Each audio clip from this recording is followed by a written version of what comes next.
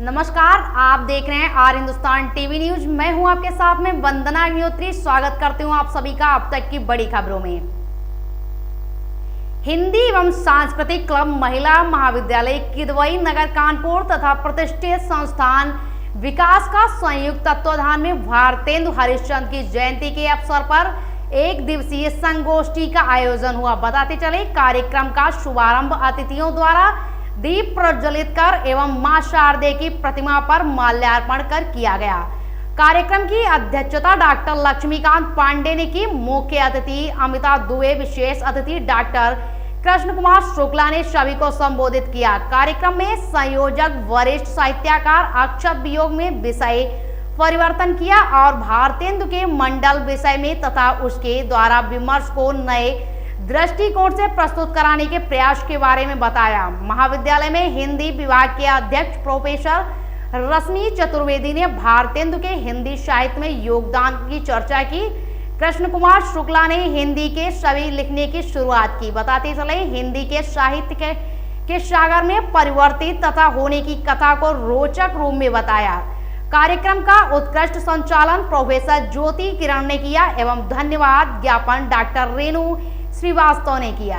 Ma'am, अपना परिचय देते हुए आज के कार्यक्रम के बारे में बताइए। अच्छा, मैं हिंदी विभागाध्यक्ष डॉक्टर रश्मि चतुर्वेदी महिला महाविद्यालय में पिछले 25 वर्ष से कार्यरत हूँ। आज यहाँ हिंदी विभाग की तरफ से क्योंकि भारतेंदु हरिश्चंद्र जी की जयंती है, तो उनके जन्म दिवस के अवसर पे हम लोग भारतेंदु जी का हिंदी साहित्य में क्या योगदान रहा है, इस पर हम लोग चर्चा के लिए संगोष्ठी कर रहे हैं।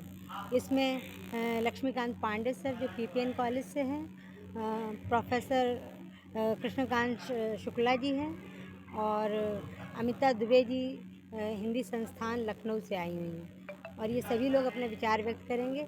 भारतेंदु हरिश्चंद्र जो हैं एक युग प्रवर्तक साहित्यकार थे जिन्होंने खड़ी बोली की शुरुआत करी।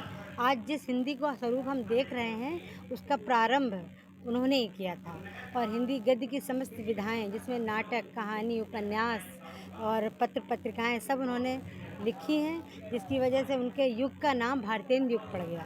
इतना उन्होंने अल्पकाल में ही इतना अच्छा कार्य किया है जिसकी वजह से उनको हम आज भी याद कर रहे हैं। और आईएएस के सिलेबस से लेकर कैलिफोर्निया तक जो है 116 विश्वविद्यालयों में भारतेंदु हरिश्चंद्र हमारे सिलेबस में हैं, जिनको हम आज भी पढ़ते हैं और वो कालजयी हैं। राष्ट्र सृजन में उनका बहुत बड़ा योगदान है, हिंदी के विकास में उनका बहुत बड़ा योगदान है, हिंदी के साहित्य, हिंदी गद्य साहित्य में उनका बड़ा योगदान है।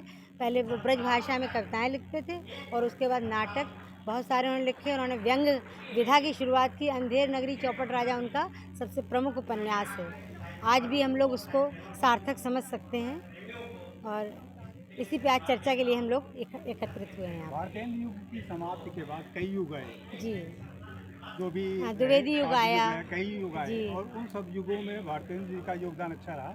लेकिन आज के आधुनिक युग में भारतेंदु जी की प्राथमिकता क्या है, उनका क्या योगदान है, इसके विषय में आप लोग जो प्रोग्राम कर रहे हैं। लेकिन आज के आधुनिक युग में उनको कैसे लिया जाता है और उनको आज क्या श्रद्धांजलि देंगे आप? आज जो है जो राजनीतिक विसंगतियां हैं, सांस्कृतिक विसंगतियां हैं, सामाजिक विद्रूपताएं हैं, या हम ये कह सकते हैं जो साहित्य के स्तर पे भी जो एक स्तरहीनता आ गई है, उन सब की दृष्टि से अगर हम देखें तो आज हमें फिर से एक बार भारतेंदु की आवश्यकता है। उनका युग ही नहीं, उनके जो आज वर्तमान में इन परिस्थितियों से हमें जो निकाल सके व्यक्ति, या हमें जो है जागृत कर सके, हमें एक नई दिशा दे सके, वो भारतेंदु ने काम किया था। आज भी हमें भारतेंदु की आवश्यकता है, एक ऐसे भारतेंदु की आवश्यकता है जो युग का परिवर्तन कर सके, सामाजिक विद्रूपताओं को मिटाने के लिए जनता को जगा सके। तो भारतेंदु युग की समाप्ति के बाद हिंदी की दुर्दशा चालू है और आज के समय में हिंदी की दुर्दशा इतनी ज़्यादा हो गई कि इंग्लिश के अलावा हिंदी का योगदान नहीं रहा है। तो हिंदी को बढ़ावा देने के लिए क्या प्रयास किए जा रहे हैं और इसके क्या कारण है कि जो हिंदी की दुर्दशा है? हिंदी की दुर्दशा नहीं कहिए, हिंदी हमारी बड़ी ही विस्तृत भाषा है, वो सबको ग्रहण करती है। हमारी हिंदी भाषा में अंग्रेज़ी के शब्द भी हैं समाहित और संस्कृत के शब्द भी समाहित हैं, उर्दू के भी हैं, फारसी के भी हैं, जैपनीज़ और चाइनीज़ भाषा के भी शब्द हैं। तो हमारा तो विराट हृदय हम सबको अपना लेते हैं। जैसे हमारे भारत की संस्कृति सारी संस्कृतियों को समाहित किए हुए है, चाहे वो मुस्लिम धर्म की हो, इस्लाम धर्म की हो, या जो है बौद्ध धर्म की हो, या कोई विदेशी भाषा आ गई है या संस्कृति आ गई, हम सबको ग्रहण कर लेते हैं और अभी आपने फिर कहा ग्रहण करके आगे बढ़ते हैं। आपने कहा कि हमारा हृदय बहुत विशाल है हिंदी को लेकर, लेकिन वास्तव में जो हिंदी का स्वरूप इतने दिनों के बाद होना चाहिए वो नहीं है, उसका क्या कारण है?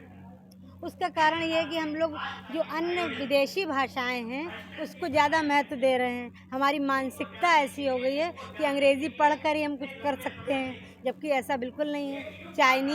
चाइना में जब जो है चाइनीज़ पढ़ के कर सकता है विकास आदमी, जापान में जापानीज़ कर सकता है, तो हिंदुस्तान में हिंदी पढ़ के क्यों नहीं विकास हो सकता? और हिंदी की भाषिक शब्दावली आ गई है। हिंदी की विभागाध्यक्ष होने के नाते आपका क्या प्रयास होगा? हमारा यही प्रयास है कि हम जो है हिंदी की शुद्धता के साथ साथ हिंदी के व्यावहारिक पक्ष को भी महत्व दें। केवल शुद्धता पे बल देंगे तो वो क्लिष्ट हो जाएगी भाषा, जिसको जो है सभी समाज वाले लोग स्वीकार नहीं कर पाएंगे। तो हमें शुद्धता के साथ साथ व्यावहारिक पक्ष को लेते हुए हिंदी एक नदी की तरह है। देखिए, नदी जैसे बहती है तो कभी ऊंचाई पे जाती है, कभी नीचे जाती है, कभी कंकड़, कभी पथरीला, कभी मिट्टी, कभी अच्छा पानी, बढ़ती जाती है। इसी तरह से हमारी भाषा है, जैसा जैसा जैसा जो मिलेगा उसको सबको ग्रहण करते हुए आगे बढ़ती जा रही है। इसमें कहीं कोई हम मतभेद नहीं रखते हैं कि हिंदी में कोई अंग्रेजी शब्द अगर आ गया है तो कोई दिक्कत हो गई। भाषा का विकास है ये। बहुत बहुत धन्यवाद।